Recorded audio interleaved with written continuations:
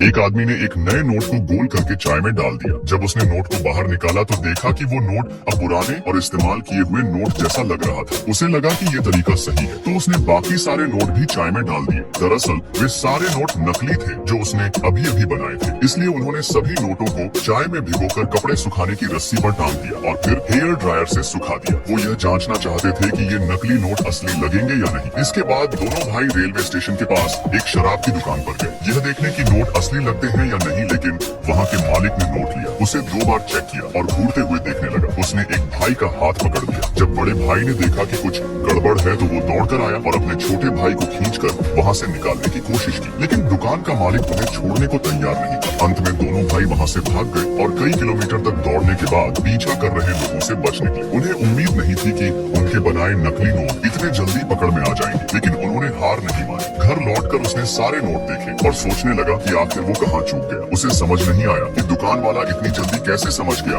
कि नोट नकली है। उसने एक नकली नोट को 2 असली नोटों के साथ मिला दिया और अपने भाई से कहा कि बिना देखे नकली वाला पहचान। भाई ने कुछ सेकंड में पहचान लिया। असल वजह थी कागज। असली नोट एक खास किस्म के कपास के कागज से बनते हैं, जबकि नकली वाले आम लकड़ी वाले कागज से।